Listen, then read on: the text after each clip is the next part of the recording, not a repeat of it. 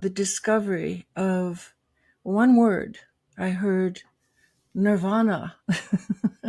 I heard that word, and it was explained to me in a classroom situation when I was very young.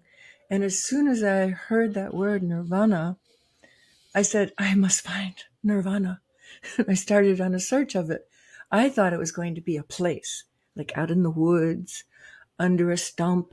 I couldn't find nirvana until finally I was introduced to meditation. Why do you think there is, or are there problem or flaws in the current way that people pray, you think?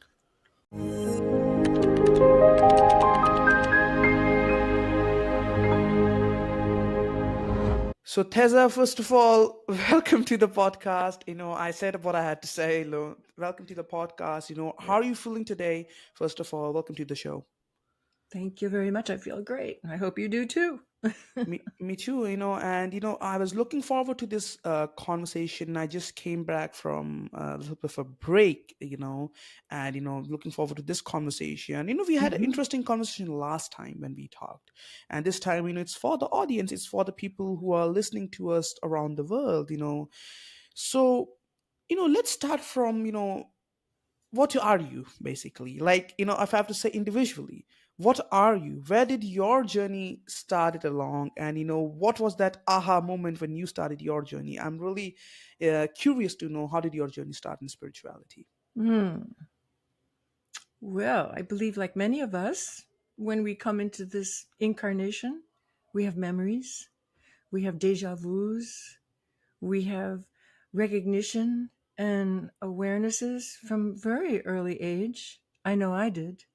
I think a lot of people do when you talk to them, if they want to remember. So my spiritual awakening was life. I just was so curious about life. And nature, of course, was my first guru. I love nature. I mean, every single little blade of grass, every little bug, every cloud that goes by in the sky has significance and meaning. And so that's how my journey began as a child. And it never stopped. At first, I was totally in love with the religion that I was brought up in, because that was introduced to me as the way to channel that devotion. And so I became very religious and was on my knees doing devotional prayers since a very young girl. But I always felt there was something missing. And so I kept searching until I finally found that there was nothing missing, that everything was complete, that I felt whole, and that I was part of the one. So my journey is still in place. I mean, this is part of my journey. Every day is an awakening of my journey. It's a new insight every day, but when you talked about that you were brought up in a, like, you started believing the traditional religion, like, for in your case it was Christianity, for somebody it's Hinduism, for someone it's Buddhism, it's different places. For your it was Christianity when you were, what did it, like, you were really faithful to it, what drove you away from Christianity to the universal thing? Because I know there are a lot of things that goes in most of the religions, like, there are some specific rules, dogmatism, and Mhm. sometimes there could be other things you might not like about that religion, like, if somebody's gay, for example, he would not be so comfortable in being Christianity because people don't like him, they have their own rules. And somebody goes into Islam, there's another problem. So there's a problem in every religion about some stuff. But what drove you away specifically from your own, like, religion which you were brought up into, more universal approached? Well, it's a combination of hypocrisy and bigotry, and also the discovery of one word. I heard nirvana.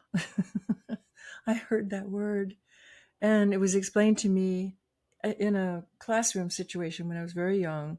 And as soon as I heard that word nirvana, I said, I must find nirvana. I started on a search of it.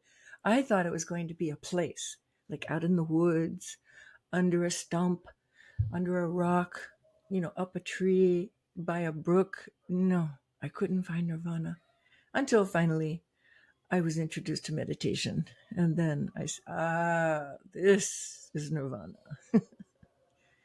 So that's it. So traditionally, there is prayer, there is meditation, and then the third thing, there is love. And these three, what I think or believe or seen, are the ways to take you to that higher level of consciousness. I will not use any word like nirvana or salvation. Those words are words. Yeah, Let's yeah. just go by, you go there where you supposed to go, and these three are the way. But traditionally, I'm not talking about meditation or other things, but prayer, the way it is in most of the religions, do you really think that people can really go? Because what I have seen, the prayer, it's more like a ritual now, rather than they are really trying to go into that meditative state with the prayer. It's like, okay, you chant some mantras, you look at your deity or whatever you believe in, and it's done and finished business. But there is no deep connection. Most of them, not I'm saying all of them, but most of them never go to that stage. Why do you think there is, or are there problem or flaws in the current way that people pray, you think? First of all, I think it's very dangerous. We call it like quicksand. It's dangerous to talk about other people's relationship with their divine Right. source. I can't speak about anybody else. I can only speak about my experiences. And I know for me, I don't like to look at someone who's practicing prayer and to judge it, because that's basically what it is. They might be having an incredibly Right. connected with the one experience, but we don't know. We don't see it. There's not a billboard saying, I am connected. And of course, people just keep trying. That's the main thing. Just keep trying. Try to find that connection, whether it's through prayer, meditation, chanting, service, so many helpful ways that you get out of yourself, your little tiny self, and get into the bigger self, which of course is the one. We are all connected to the one. So when I think about prayer, I think about breath, because to me, when you're focused on the breath, whether it's with a mantra or just, just a meditative kind of concentration, not formal sitting for meditation, but just aware, that's prayer. Like I have a person in my life right now who's very close, and he's getting ready to leave his body. He's got very, very advanced cancer. He's going to leave any minute. And his his situation, his ease, his comfort is in my consciousness all the time right now, because I want to embrace him. I feel like hugging him. I feel like holding him. He doesn't have a wife. He has kind of a dysfunctional family. It's very sad. So I can offer my comfort to him the same way I can offer my comfort to the world or to anyone who needs it, whether they ask for it or not, because of my intention, my psychic connection. So I can only talk about my experience. Now, other people, I just think the main thing is to keep trying. And if somebody's got a strange religion, because there's a lot of really strange religions out there, at least they're trying. They might have only had that religion introduced to them. Maybe they have not yet walked Explored. away. Yeah, that's their life experience. But one question that at this comes after you have hit like 40 or 50, and someone at your age specifically, should we be afraid of death? Well, I'm not. And I have not been afraid of death since it was explained to me by my meditation teacher that I really did my work with. The work, getting over my hangups, my littleness. And it was explained to me that when we meditate, we're practicing for death. We have a mini death. We shut off our ego that says, oh, I'm so great and I'm this and I'm a woman and I'm an American and I'm like cool and like, all that stuff. And we just shut it off and we go into that subliminal oneness, which is the true meditative state. It takes practice for some it's easier.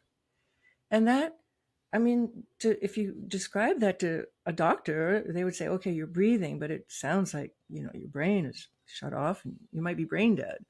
But no, we're connected to what I call universal mind. I mean, of course, they have different names for it, Brahman, the one, Christ consciousness, cosmic consciousness.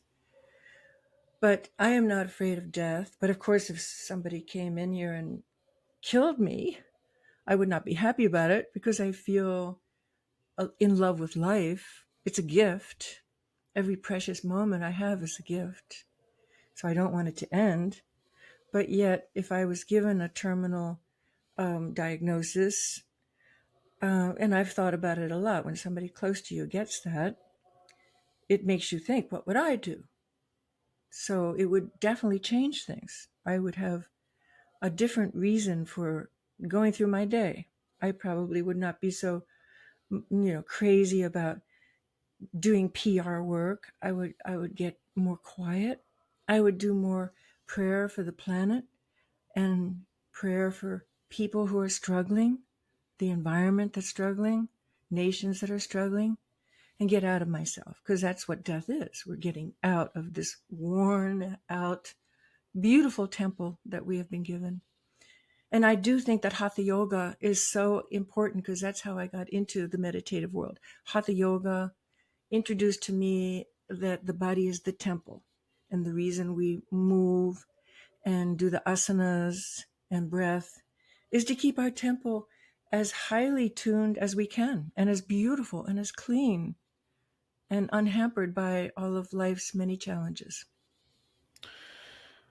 You know, I certainly agree to what you said, definitely, and I don't think we should be afraid of that, because to be afraid of something, maybe because it is unknown, maybe that's why we are afraid of it, because if we know it we don't, but definitely it is not really unknown, because everybody is going to die, and that is the ultimate truth, more truth than anything else that is in front of us, that we are going to die, and that death itself has raised all the religions and the biggest questions of our life, who we are, why should we, why we are existing, because if we are going to die, what is the point, and this is the so that is a very I think big gift from the existence than anything else, because it is the one that has raised those big questions in us, why should we meditate, why, and meditation, because a lot of people who are listening to us are beginners in meditation or trying to go into a deeper stage, and someone who is trying to start meditation or meditating teza,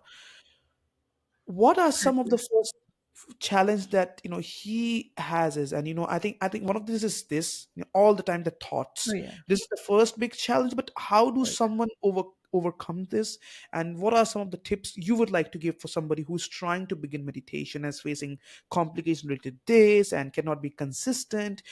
I want to know your tips for you. Okay. Well, it's very interesting. It's because it's not just for young people. I was at a dinner party the other night with contemporaries, and one of them had received an ill health report, and so he said, I have to do something about the anxiety. I have to get out of my head. And I said, perhaps I can help you, because we all go through our struggles. We all are like in this earth plane together. Nobody has an easy time of it. Some might have more physical challenges, others might have more mental health challenges, another person might have a economic, but it's all a challenge here. That's what the earth plane is about.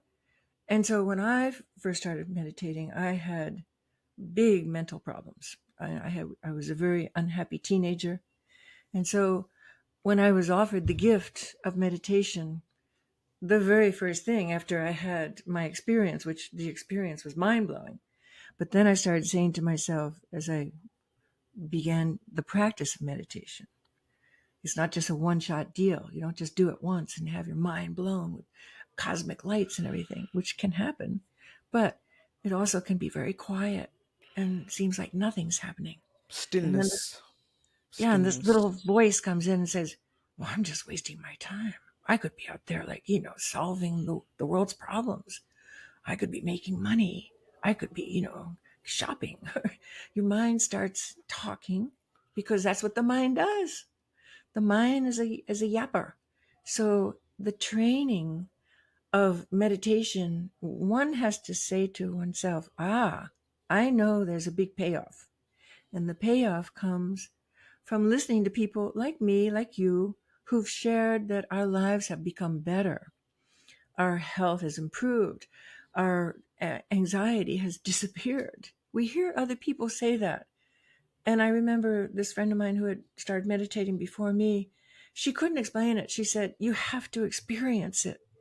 It's hard to explain for some people." Introducing Meditation with Luvo for a calmer, happier you. Luvo emits sound waves from 396 to 963 Hz and hepatic vibrations from 100 to 200 Hz, which aids in releasing dopamine and serotonin, your happy hormones. Together, it enhances the overall experience of your meditation.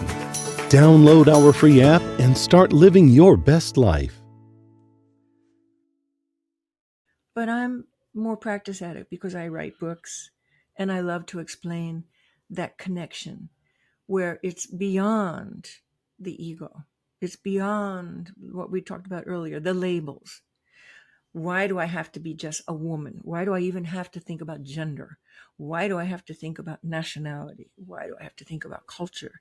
When my true essence is this connection to everything that is, which is cellular, molecular, it's particles of just consciousness.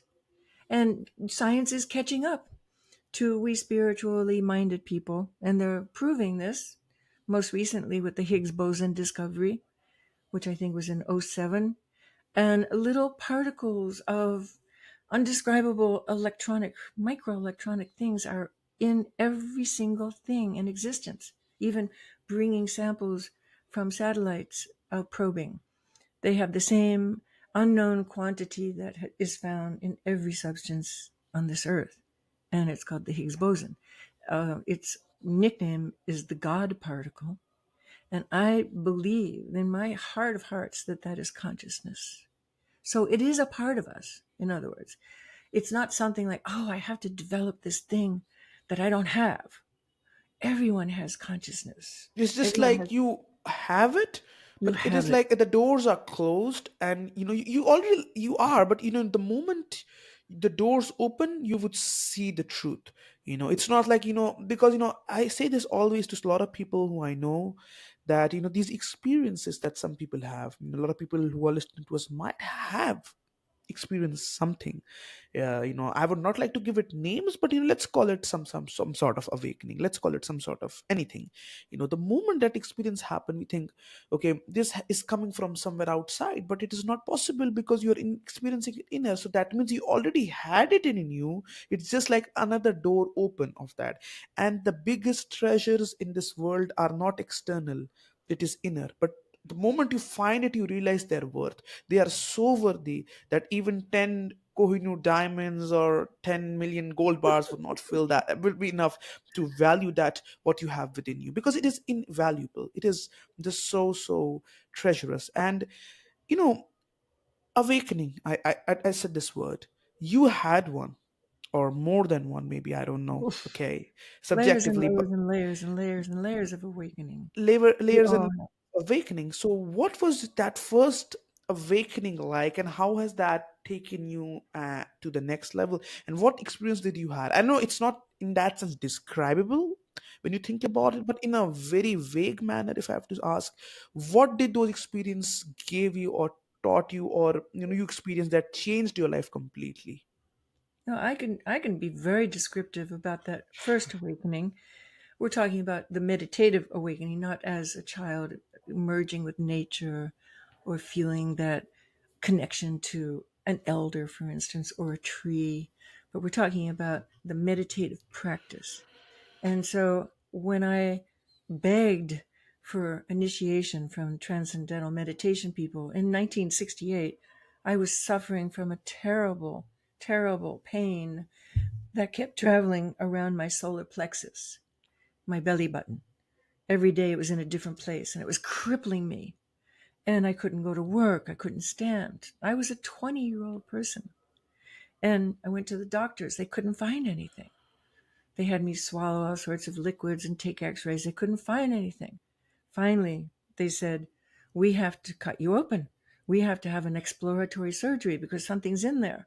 So I was scheduled to be surgered. But a friend of mine who had recently been initiated said, please just try meditation because maybe it's your mind. I said, I'll try anything. This was back in 68 when people really were not talking about Right. how the mind is connected to the health of the body. Just psychosomatic illnesses. Right. Forget about, meditative people in caves and all that. And so I happened to be at a talk, and it was in Cambridge, Mass. And it was during the days when the Beatles were spreading the word all around that meditation is just so far out, you have to do it. And so it was presented as not a spiritual exercise, but human Mental. potential. Mental. Yes, it's going to make you better. You're going to have more success. You're going to make more money. Oops, I'm sorry. I keep hitting my desk. And it was presented as a material gift, which it is Right. not, but they had to disguise it. And so that's okay. Whatever it was, I needed it so badly. So I took myself, I literally crawled to the place where the initiation was. I couldn't even walk upright. 20-year-old woman. And I received this initiation ritual, and instantly it was like somebody flicked the switch on in my consciousness, and I had, a typical Kundalini awakening. Just completely blew my mind. I mean, that's the only way to explain it. Now, I don't like to talk about it that's normal because everybody's different. Some people can have a Kundalini awakening. That means the desire to have a spiritual life. When it's awakened, sometimes it's very quiet. It's like a whisper. It's like, oh yes, you should be meditating. But for me, it was like a balm, a beautiful balm of white light. And unbelievably, it lasted for quite a while. And when I came out of it, the pain was gone and it never came back.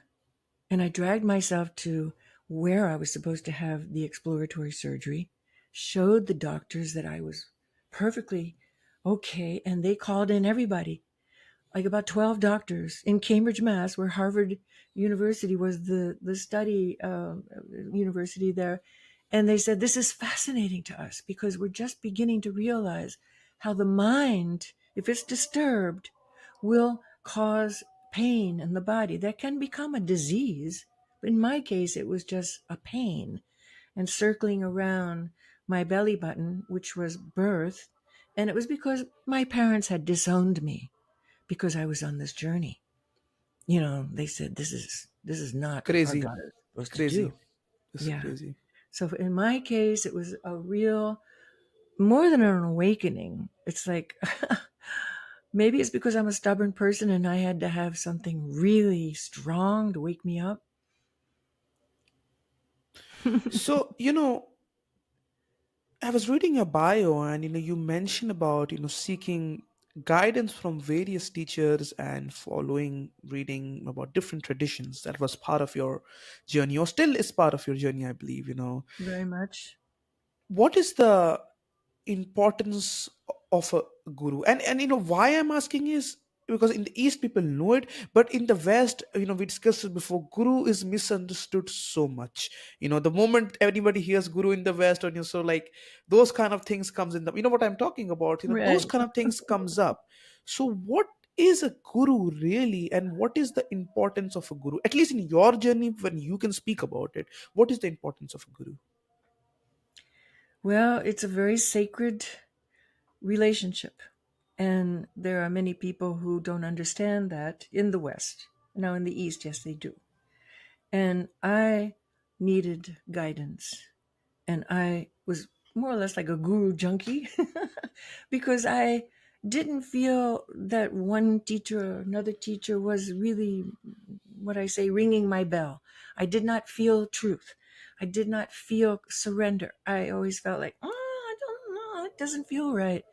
So I kept searching different teachers of different paths until finally I met, uh, and that was only after dedicating myself to sobriety. That's very important for people who want to meditate. They must make a decision if they like to drink and drug and do plant medicines and smoke with their friends or get high. They must make a choice. You're either going to do that or you're going to explore the infinite possibilities of consciousness expansion. You can't do them both. So I finally made a choice at the age of 36, and that's when I met my true meditation teacher, who I never name because it's important for everybody to find their own. And my meditation teacher just absolutely, it was like a tuning fork. You have a tuning fork inside of you, and you meet another person or entity or whatever that has the same vibration, whether it's just in a place. This vibration is my vibration, and you start buzzing with the same vibration. And that's the way it was with my teacher.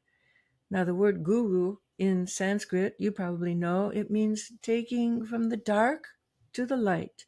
Gu is darkness, ru is light, guru. It also means teacher. So there are many people who use that word lightly. You know, the fashionistas are the gurus of the clothes, and people call it the guru of plants, and it's okay to use it lightly. But a true guru, like the kind of person that I worked with, and I no longer am working because my guru said, I want everybody to be enlightened because then I can go to the beach and just be a normal person and I don't have to be a guru anymore. So her job, it is a female yogi of many, many, many generations of lineage from the Sanskrit tradition, Kashmir What Shaivism. tradition did like your Kashmir guru? Shaivism, Okay. yeah, and that's based on the scriptures. It's scriptural. It's not New Age stuff. It's old Right. age. It's It's old old, tradition. right? And so my journey began because my gut feeling said this is my teacher, and I went to a very deep place because with a teacher, the doors open faster, the doors open wider. And yes, some people don't need a teacher because whatever, their personality is not suited to it. But nobody is more anti organization or teacher than I am. I'm a true rebel. I was amazed that I actually surrendered to a teacher. And surrender is part of the process of when you go to these places with your consciousness through meditation. If you have surrendered to the fact that this is the true reality of life, it's not just what your bank account is or who your boyfriend is or what car you're driving. The true reality of this life is your connection with consciousness. So, and I was reading your bio, one more thing that kind of strike me, if I can remember, it was your love with Caribbean Sea, and, that is a unique, I would say, aspect of your journey, and how did sailing in the Caribbean Sea and living in the West Indian tropical islands contribute to your spiritual growth? So I'm trying to Yeah. understand that too. Well, nature is very strong teacher. And once I learned how to sail, I was a student, an art student in Massachusetts when I had my first sailboat. And there was just something inside of me that said, I have to do this, but in warmer climes. So I was invited on a sailing journey, a cruise, they call it, down to the West Indies. And I just knew I had to spend time there. And so for me, it was part of my spiritual journey to go away from searching for what I thought were my teachers, the gurus, the ashrams, the incense, the chanting, and go to the sailboat and nature and the jungle and the wonderful connection of being with the ocean. And I just desired that. My soul told me that this is my journey. And I loved it.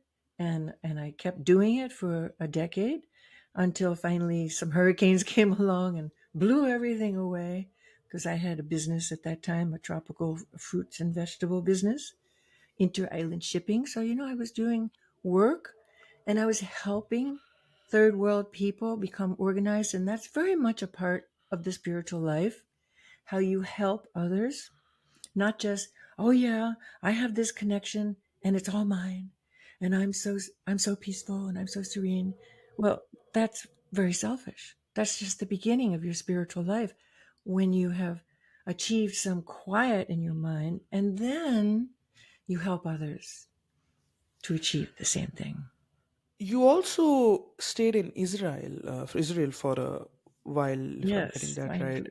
and then you returned to the United States, back with the focus of what you call that, inner work. Yeah, so inner work and self scrutiny. That's what it is. You return there, and you what is this importance of inner work? When I understand, there could be so many things we could go into when we talk about inner work, because everything is about inner, right, in Mm-hmm. spirituality, to be honest. But when you talk about it, what you just said, when you have achieved that state, you can help others getting into where at least you are standing, you know so what is inner work, role of the inner work and inner self scrutiny that affects the spiritual life of individuals? Can you elaborate a little bit on that as well? Yes, it's a very integral part of getting to that place where we call it enlightenment. But enlightenment comes in increments. And so those are the aha moments where you say, oh, yeah, I understand. But when we come up against a block, where it could be an inside fear, or it could be just you feel stuck, or you feel bored, like, why am I doing this? That means that there's a samskara, they call it in the yogic scriptures. Samskara means it's something that's blocking you, and you must realize what it is. Now, a samskara could be from a childhood incident, or it could be coming in with this incarnation that you have no connection that you can figure out. Like, for instance, with a shrink, you can talk all day and all night and all your life to a shrink. But if you're talking about a block that you brought in, that your soul brought in, which is what happened to me after I had done a lot of other work with all the childhood stuff and the parental stuff and the society stuff and the materialism stuff, I had this huge fear. It was crippling.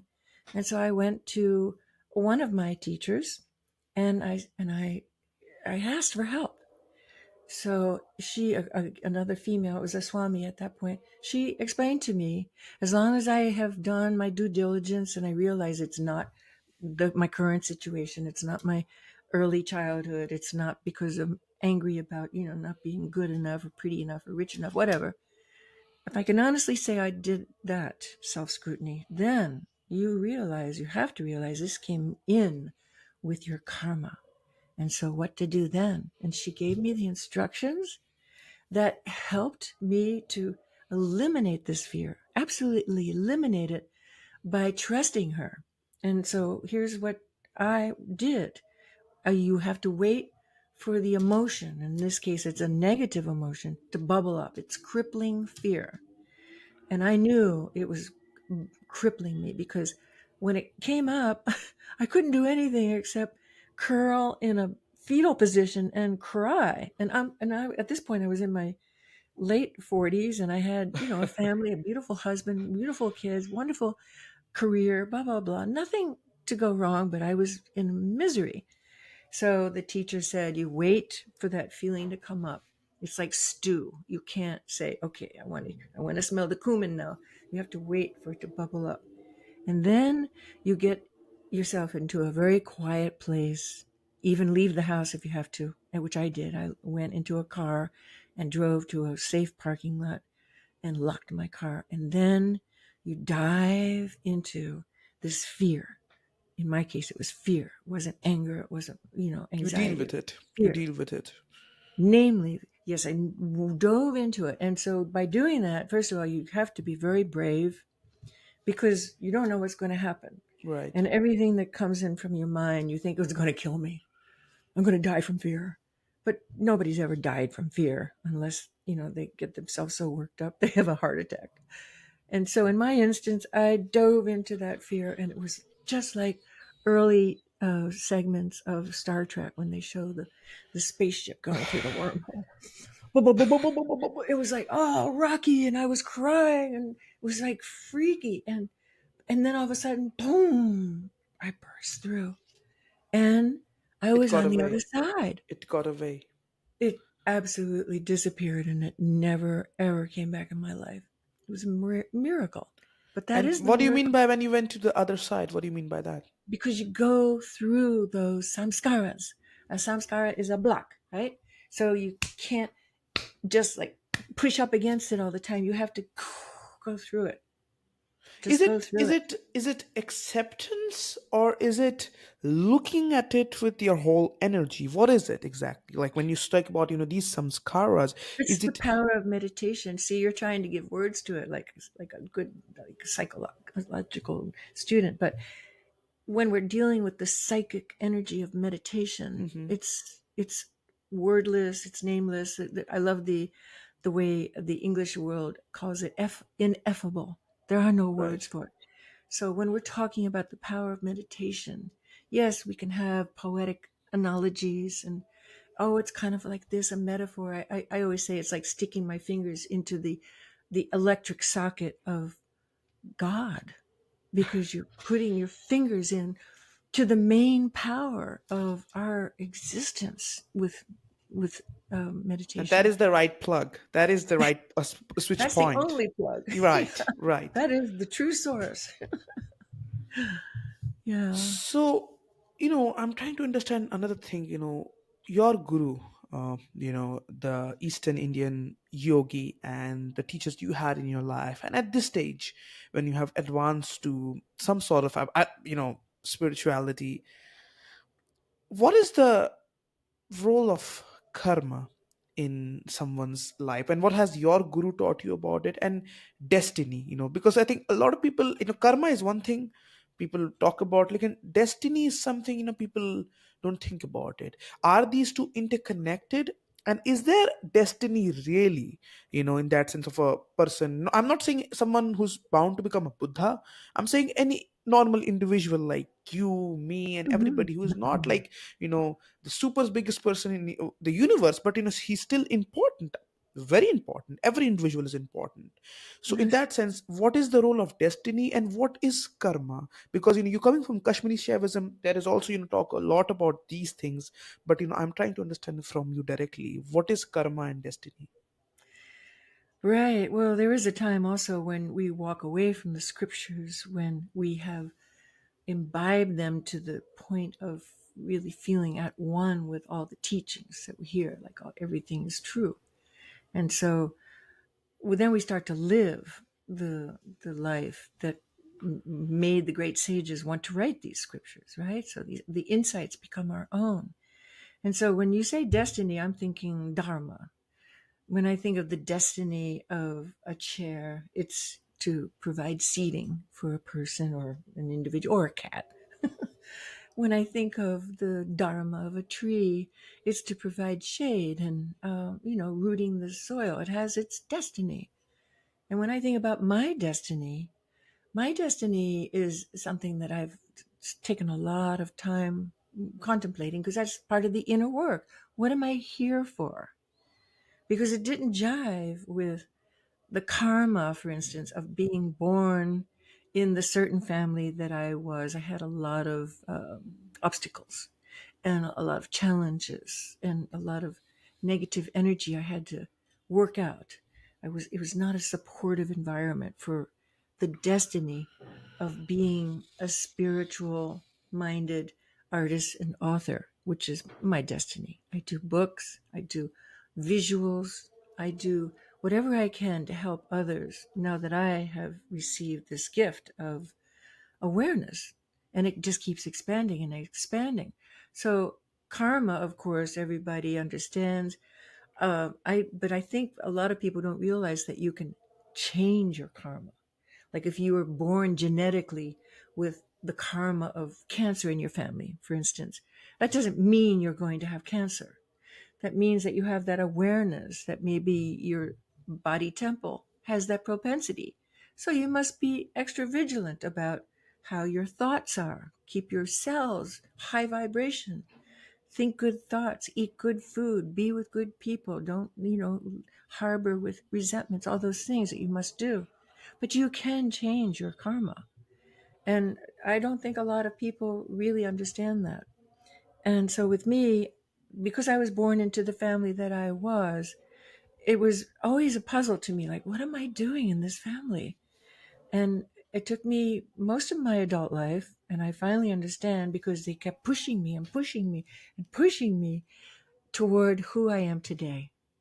Not by supporting me, but by rejecting me. Because I have that personality, I guess I'm a rebel, and I wanted to find happiness. And I was not accepted as who I was, so it was difficult for me. But it made me a very strong person. And today I do have a beautiful family. It's not my birth family, it's my adopted family that just loves me and supports me, and I have it. I have it. I think you're right, about uh, karma. You said, definitely. And destiny, I feel definitely, maybe we are the only ones who can craft our own destiny. Others cannot, like the other beings. It's hard for they have a very fixed pattern. We are the only ones who are capable of crafting whatever. We are the most free being on this planet, but we waste our time. We waste most of our time doing useless stuff, and the moment we realize, this is something we shouldn't be doing, because most of the stuff we do is, we are being pushed into it by somebody, and maybe it is not right for us. For somebody it could be. Most people it knows. And what you mentioned about karma, that we can change it, we can change it. And you mentioned about the cancer, when you talked about karma. I feel 50% of the diseases we have, just name it, 50% of the diseases we have are psychological. They are not real.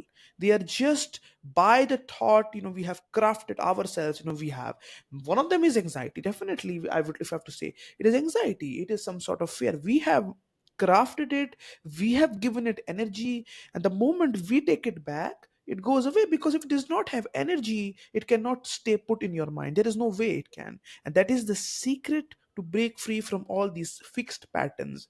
you know and again, you're right. If somebody had cancer in your lineage, it does not mean you would have it. But if you keep thinking about it, definitely there is a chance, because that is it. You are afraid of it. And even if you think, you say to yourself, "No, I would not have cancer, I would not have cancer," even then you're mentioning the word cancer. And Mm-hmm. the way you're mentioning it, that I would not have cancer, I would not have cancer, there is fear in it. And even that will trigger it. Even that will trigger it. So somebody can say, why did this not work, the affirmation not work? Because even the way you said the affirmation was wrong. There was no hope, there was no faith that this would change, inherently, because you were afraid. So the fear has to also dissolve as you say that I would not have. And that is, has to be strong courage, strong fearlessness, that I would do it. And then any obstacle in life is not capable of stopping you. You can climb the mountains. And this is the truth. This is the ultimate truth that a guru taught you. But not everybody gets a real guru, so they have stuck with themselves. But you Yeah. are the greatest teacher for yourself if you can explore yourself, because the guru really shakes you and gives you the mirror to see yourself and your inner. You getting my point? Mm-hmm. Yes, if one is lucky enough to find a true guru. And I've worked with so many people who have thought they had true gurus, and there was a scandal, and they got, it was just a terrible psychic shock for people to find that there was that not the true guru really had a sex life, for instance. And that's very typical here in America. The word guru, usually people who don't work in the spiritual world, they'll think, money, Rolls Royces, and sex. They have to be re-educated that guru is teacher, guide. It's almost like the word is not real popular in America. We use other words, but I believe that the true gurus are out there. You have to find them, and I don't think that everybody needs to go like a butterfly from one guru, from one path to a next. But definitely, you have to find the path and the teacher that resonates, that in every cell of your being you feel, yes, this is truth, this person is not leading me down the wrong path. You have to trust. It's like, I use the analogy of diving because I've done so much adventuring on the sea. When you go deep into the ocean, it's scary, and there's sharks down there, and there's big, barracudas, and nobody in their right mind goes diving by themselves. They always have a buddy, because numbers is safety. And when there's a shark around, they won't attack you if there's numbers, at least, if you stay together. But the same with the spiritual life. When you're embarking on this new experience of a new way of looking at life, our perceptions are going to be cleansed. Our lenses are going to be shiny because we get rid of the crap. We're not concentrating on things like, the latest dance steps, and, who's going to be the influencer of the day, or politics, or any of that stuff that really takes us away from the focus of a spiritual connection to life. And a guru, a real true guru who has these powers to excite us, will be that guide, will be that buddy, and you have to trust them with your life. you know yes, oh, but that's the last thing you said, definitely. And one thing that a lot of people don't understand sometimes, and they miss it. People who had gurus also miss it. People who had experience gurus, they think, you know that when you go under a guru, and this is something that I'm telling you also because you had a guru, that the moment you go under a guru or you find a guru, you select him. You think that you selected him, that is in your mind, and that is the most people think, that who had gone to a guru, that I selected the guru. But actually the guru selects you. You don't know that that is a thing, but he actually selects you, because if you know that he selected you, you did not, that you would, your ego would be like, oh my god, I have been selected.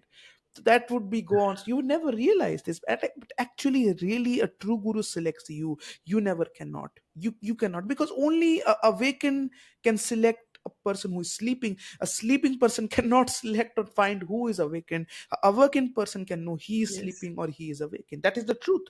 There is no way around it. So actually, the guru picks you.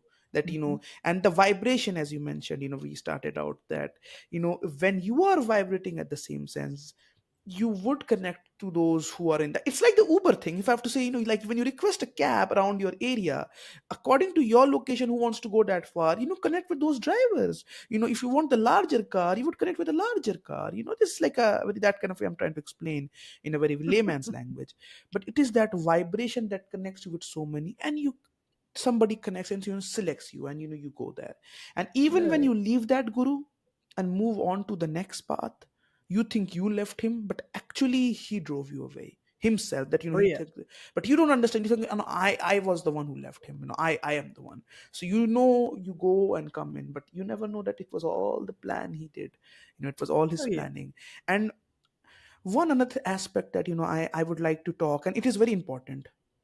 All the spiritual things comes to it, surrender. So how does surrender actually work? And I'm not saying in the guru's aspect, when you are surrendered to that inherently, what is surrender? Introducing Luvo. Reach a calmer and happier you with our meditation audios. Keep track of your health with the exercise tab. Monitor your heart rate, water intake, and mood checks. Never worry about a bad night's sleep with the sleep tracker. Access these features and more with the smartwatch. Download our free app and start living your best life. Sedendale? I don't Surrender, what surrender, surrender, surrender. Oh, surrender. Yeah, Okay, yeah, surrender. yeah. Surrender. I love talking about surrender. Surrender. A lot of people freak out thinking, oh my God, that means I lost. No, it means you won. It means that you're no longer fighting. You're no longer resisting. You're no longer trying to control the situation. You have come to a place where you say, I have trust. And I know that my heart is leading me to the right place, the right person, the right situation, the right new habit, whatever. And this is going to be my next step. You just feel that totally, and you surrender. You stop fighting. Now I can use the analogy with drugs and alcohol, because that's where a person has to surrender, or they're dead. They will go on with their addiction until they're either dead or in jail or an institution. That's what addiction's about. But with the spiritual life, lots of people go throughout their whole life just not being able to surrender and always having their mind being twisted and telling themselves that I can figure this out. I can do this. I can do this. But even if you're surrendering to not necessarily a person, because to me, a true guru is not a person. It's the cosmic principle. For instance, one of my gurus is the ocean, is nature.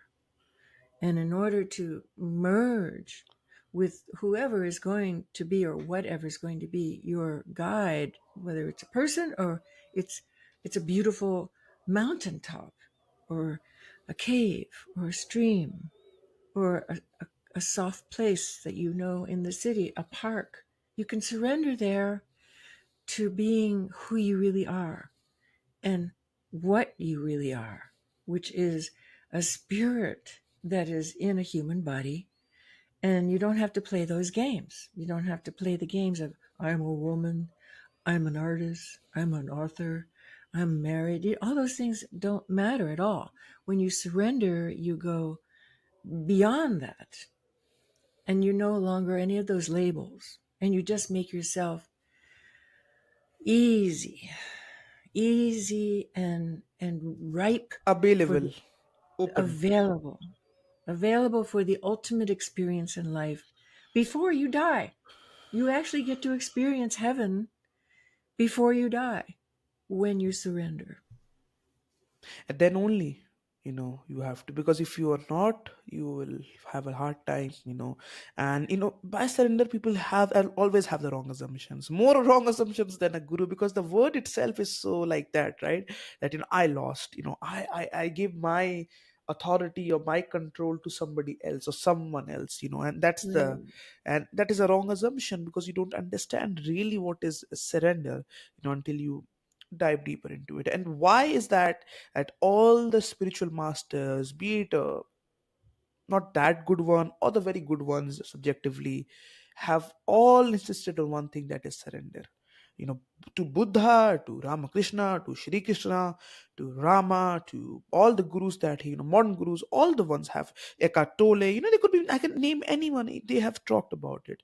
Why? Because Yes. it is important, because that is a very quick way to let go of your ego, let go Right. of that sorrow. It is a that is the quick fix. If I have to say, there is only one, this is, just. But that does Yeah. not mean if you surrender, just do anything. It also does not mean to give you the pass to Yeah. just do anything, go. But it means that that you have given your, now you can just do what you do best. You don't have to worry. I like the way in Bhagavad Gita it is mentioned. Krishna says this to Arjuna, that you do your karma, you don't worry about the rewards. I will take Yeah. care of it. You don't have to worry about it. You Yes. don't have the control of the rewards. You only have the control of karma. So you do that. I'll do what I do best. And that is the best way to sum it up. Absolutely. Don't attach to the fruits. What really helped me about surrender was the acronym for ego, easing God out. So, what does that mean? That means that if we are in a state of angst, anxiety, depression, any of those negative emotions, that goes along with fear. And fear is the opposite of love. And Right. to me, love is the divine. Love is that state when you are in connection with the sacred. It's just within you. You are emanating it. You are love. You become love. You You don't have a become. label You anymore. don't, you are not loving, you become it. And that's the true. That's so true. And I say this to so many people, that if you say that you are afraid of God and you love him, you really don't love him. Because if you really love him, there is not even a slight possibility of fear in love. It actually gives you more courage. It makes you more free the moment you experience love. Because half the people don't have never experienced what is love. They just say they love, they don't. They have it. Because Yeah. love does not create fear. Yes, it could say, okay, if it does not create fear, then why do I fear losing him? It is not because of that, it is because of attachment and fear are very different aspects. You cannot connect it and say, you attach to it. When that drops, you don't feel that, even if that person goes away, because your love is so immense that even if that person is not there, your love does not end. It goes even more and more day by day, even if he's not there, because you have spent enough time, or the greatest time of your time. Even one moment with a person you love is a moment of eternity. That's what I feel. Well, what helped me a lot was studying the chakras. Right. And the chakras, for any of you who don't know, are so helpful as a guide map about the different stages we go through in our journey. And so the heart chakra, when it opened for me, it was, and that's where our heart is, that's where our connection is to first self love, and then we can love and recognize it in others. I felt there was this physical gate that had been rusted shut. And I was chanting, because I love chanting in Sanskrit with other yogis. And my chest just started opening like this, like an old gate that had never been opened for eons, thousands of years. And it hurt, but it opened. And the love just came pouring out of me. It was just magnificent. The pure essence of what I am and what you are, every single person who's listening to this, everybody is pure love. It's only our ego that says, oh no, I've got problems, I've got this, I've got that. And so once that heart chakra has been opened, which is the purification process. So first you have to do things like, learn to breathe and learn to be with good people and other practices that get those other chakras opened up and not closed. Once that heart chakra has opened, that's the bridge to our higher understanding. And it starts with the throat right after the heart. So we no longer can speak lies, and we know when people are lying to us. And then, of course, we get to the third eye, which is stimulated enormously whenever we touch it or think about it or meditate. And eventually, we're just walking around with sparkling, beautiful auras if we do our, housework. You say that, when I was reading about your motto of life is love is the weapon of mass illumination. Mm-hmm. That's what you say in your language. So Yes. how do you see the positive thought action contributing to the current global transformation of uplifted consciousness that we are seeing these days? That people are more getting into spirituality. Then, I don't know why it is happening, but people are more maybe something is happening, but I'm trying to understand from you what is. Oh, yes. Well, this is the Kali Yuga. This is the time. Even the ancients predicted it. There, I don't know all the tens of thousands of years, but this is the spiritualization of humankind, what that we are in right now. And the reason so many people are having problems and so filled with fear and angst, and suicides are off the charts in the States at least, is because if you don't spiritualize your life, what is there? What, your car? I mean, to spiritualize your life is your life calling. It's your biggest challenge. And for those of us who have felt that since children, maybe it's just because that's the evolution of our soul. And we have come to a place where that's our life mission, to really embrace that consciousness and then help other people, like leapfrog, help them come into it. But this crisis that we're at with the planet, first of all, the environment is reflecting what is happening with humans' consciousness. We have to get on board and all work together to help the planet come into balance. And the same with all of humankind. We're a family. You're my brother, I'm your sister. We're all in this together. But yet people don't act like that. They still don't act like that. And so those of us who have had these experiences, it's our duty, it's our dharma to always spread love. And when somebody starts getting a little funky and off and saying weird things, but that doesn't matter. What really matters is let's not go where the fear is. Let's go where the love is, because The that's light where is, where the that's where true creativity resides. right. That's where true invention and freedom to come up with solutions. But when we're in fear, we're contracted. We can't think. We just want to die.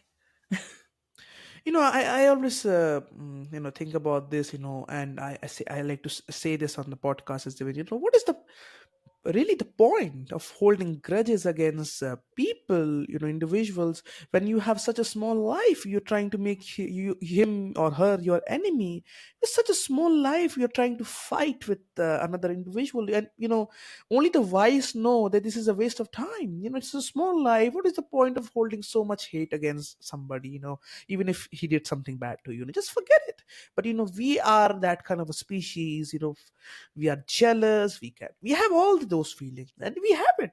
Definitely we do have it inherently, but we have to let go of those. I'm not saying that we don't have those feelings. If we didn't have them, then we would not be suffering from them.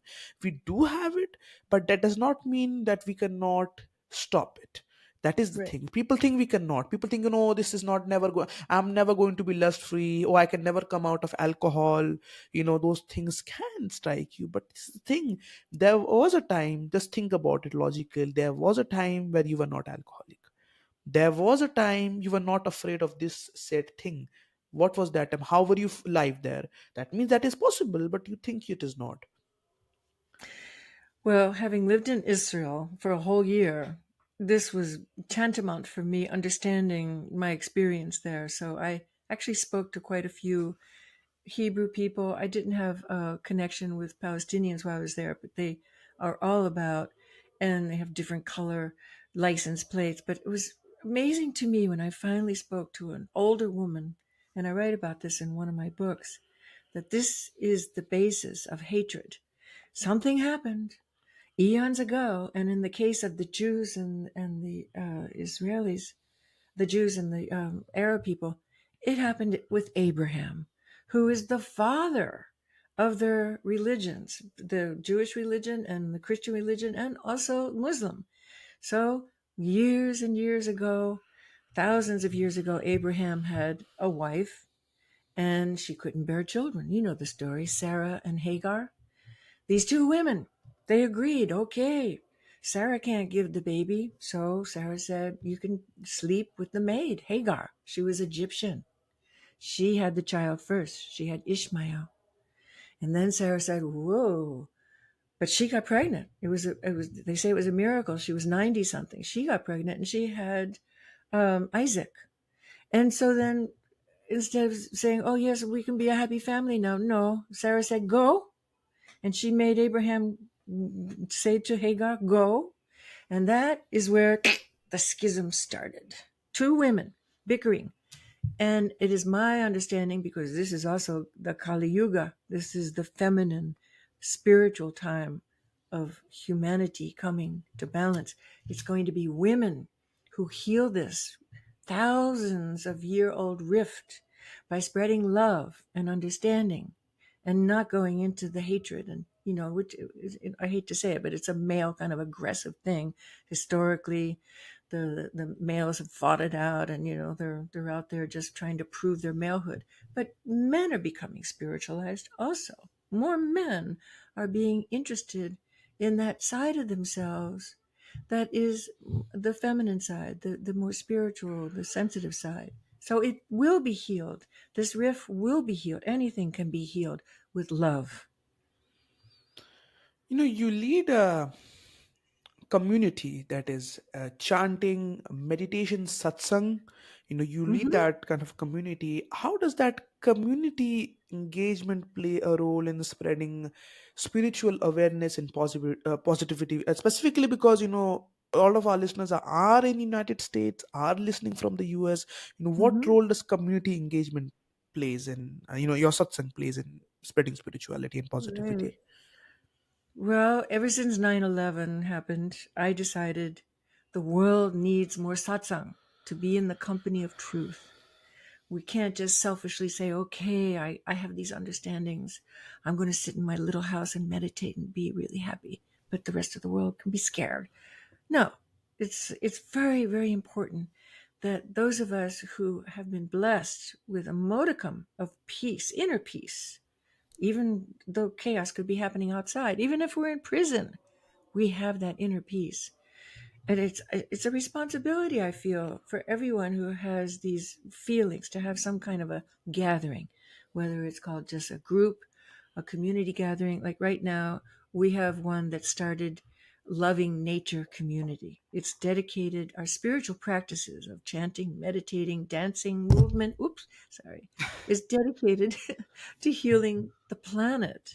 And we are children of the planet, so we get to benefit because it's not just going to Mother Earth, all the energy that we're generating in a group or at home, but it's also going to where we need it, whether it's our soul that's out of balance or our mind that's troubled or our romantic life, whatever is problem, a problem in our life. When we dedicate to our energy that we put together in a community setting, and dedicated to the planet. To me, that is the true spirituality of this current age. So our focus has changed from the satsang of before, where we would think of a deity or the sacred connection between our own humanness and the cosmic guru, the cosmic deity, the devas or whatever, the spirit. We don't do that anymore in the groups that I'm leading. We're thinking about the planet because the planet is alive. The planet is an entity like we are, and the planet needs attention right now. So I think that spirituality is also growing and transforming, and the way we express it as a community is very important, that we focus on the environment. Yeah, I was when I was reading about another thing that I read. I didn't knew about this, maybe because we didn't talked about it the last time we had our conversation. You also co-host the Lord podcast, and what the hell is Yeah. that about? Okay, so tell me a little bit about that as well. What does that podcast do, and what does it contribute to sharing your spiritual adventures and inspiring stories? Well, it's interesting. My husband is my co-host, and I made the name. I signed my painting Z because I'm teZa. It's part of my name, teZa. So I signed Z Lord. So it's just named after myself. So why not? And it also makes people think Z Lord. What the hell is that? You know. But we started before the pandemic because my husband and I, Carter, we love to go camping and we're adventurers. So we also love to talk about God. We love to talk about the divine. And he is a dedicated Christian. His guru is Jesus. And my guru is the cosmic one. And so we have these interesting discussions because he we've been married for 32 years and we've had many opportunities to talk about the fact that we have different ways of acknowledging the sacred in our life, and I honor his and he honors mine. And like for instance at satsang, he plays the mardanga, I play the harmonium, and then I go to a Christian church with him on Sundays. So we do both. He has religion, I have what I call Eastern mysticism, and but we honor it, each other's Has it ever way. created some sort of a conflict? Well, of course we had to work that out, like just within every person we have our conflicts. And so when you have a marriage, such a long marriage with especially different paths and different ways of expressing our magical connection to life, the God, the way we see God, we've had to have many ways of working it out. So the podcast gets into that, how we've worked it out, and coinciding with our adventures. Like last year, we went to South America. We spent 3 months traveling in Bolivia, Uruguay, and Patagonia. So we podcast when we're on the road, and we podcast when we're at home, just sitting on our couch, but we're always talking about a certain topic, and we're very free with each other. We can say, "No, man, what you just said, that's baloney," and then we'll try to find our commonality. I may express myself too radically for him to get it, and he may express himself too biblically for me to, swallow it. So we have to get together and so that we truly have understanding. Because at the basis of our marriage, our beautiful marriage of 32 plus years, is our love of the sacred, our love of the divine. That is, obviously conflicts happen and everybody takes a path. But I'm happy that you guys have worked it out, and I'm there Oh, because of yeah. some. And it's not to say it's a miracle or something, but it is there that you guys have put a lot of effort into it. Because again, it is more than just religion. It is your love that has kept you together. What I feel, maybe, that has Well, kept you. it makes a very interesting podcast because Yeah. here in the States, for instance, they're always talking about the conservatives and the liberals. Well, we are also that. We have different disparities, and not just the fact that we're man and woman, but it's very interesting when you have conflict for drama, much more so than, oh yes, everything you say I agree with. Sit there just like patting each other on the back. You're so smart. So, what is that, something that you're looking forward to, whatever time you have in this incarnation? What is that thing that you want to spread? You're on this podcast spreading that your message and your love. What is that future plan really? Like, what you want to accomplish more in this life? Right. Well, I'm getting ready to publish my fifth book, which is going to be a mind blower for anybody who's brave enough to read it. I'm challenging everybody right now. It's my first novel, and I finally realized there are some things that you just can't explain using nonfiction. So I went into the realm of magical realism to explain this connection that the characters play with and deny and finally come to terms with because of a cosmic presentation. So it's a pretty important book for me. And I have other books in me, but I don't know if I'm going to continue publishing them because some of them are already written, but it's a lot of work. To get it And done. yeah, it has a lot. I love so much just spreading creativity and ideas. So I'm active on social media. So I put out videos. I'll always do that. The mind stillers, I call them, on YouTube video to help people relax, just get out of their minds. It's really quite easy. It's like going to the gym and saying, I want awesome abs. Well, you have to do a little bit of exercise if you want awesome abs. So if you want a calm mind, you have to do some attention to that mind. Do you give also, if I have to use that word in America, it's a limited words, but do you give private coaching or private, guidance to people who seek them? Anybody who ever approaches me, I always respond to. Yes, of course, yeah. But I'm a pretty private person. I don't put my shingle out saying, "Oh, I am a teacher or coach." I'm not. But many people who find out about me will ask if they can come and talk to me. And yes, of course. And this day of Zoom is particularly. I have a beautiful relationship with this woman I met in an international meditation conference. We were put into a little private Zoom group, and she lives in Mexico City.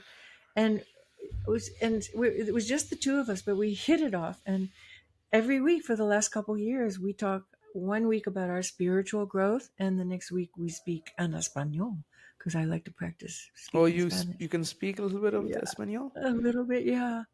And it's a nice, you never know who you're going to meet. Mm. Anytime you could, and I've had people come up to me and say, there's something about you. You have this different vibration or sparkle or whatever.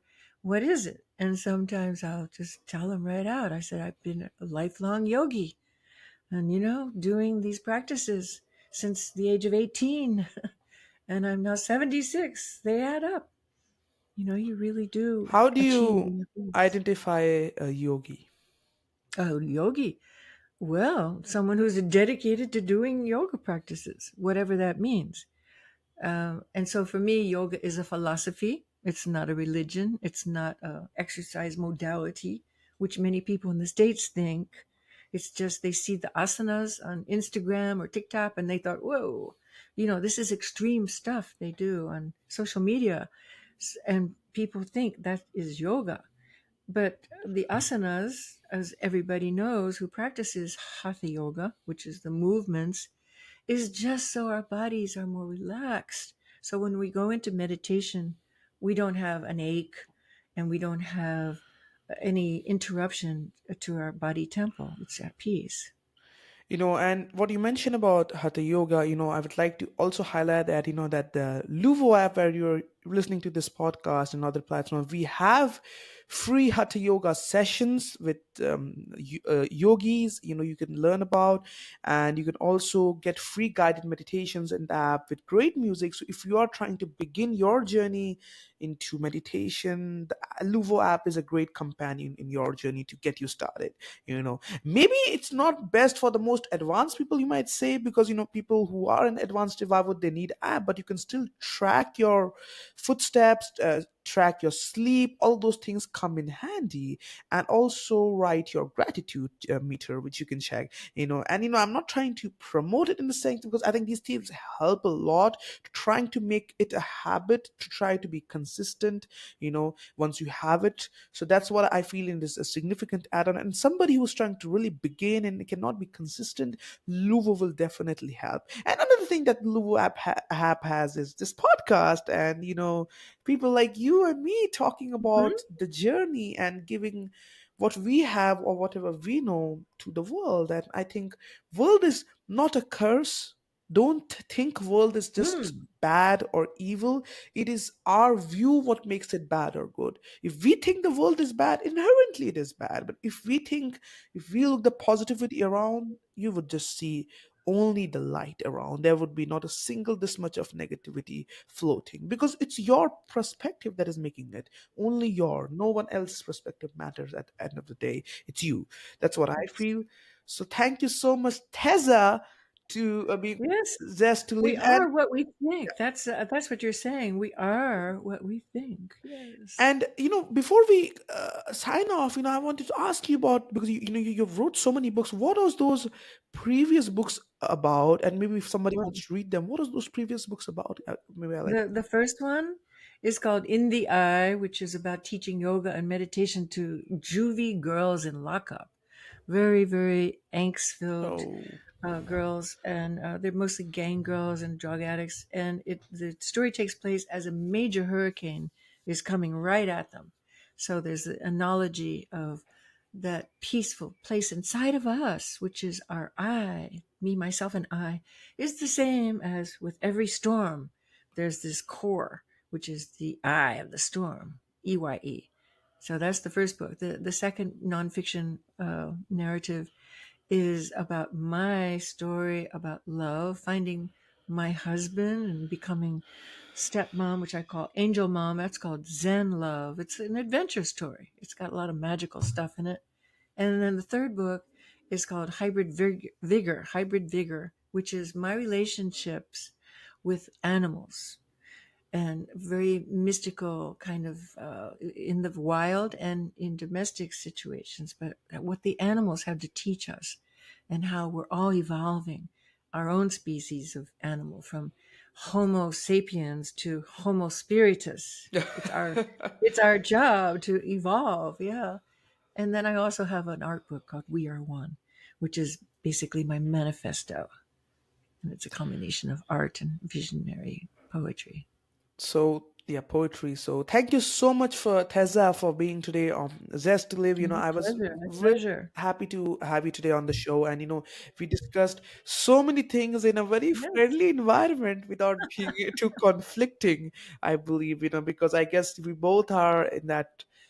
If I have to be honest with you, rebellious nature about our own Oh, thoughts. good. But at least we could come into agreement about what we are, because it's more than us, right? So we are just the medium that we have to understand. That's what I think. We are just the medium to give that away. If we think ourselves to be the doers, we can never go that far away. We have to let it function. So thank you so much, Tezza, for being today on Zest to Live. I was really happy to have you today on the show. You're And welcome. Thank maybe you so much. you would like to come back someday, and we would love to host you back again. Absolutely. Oh, yeah. It's fun being here. Thank Yeah, you. thank you so much. Great. Bye bye.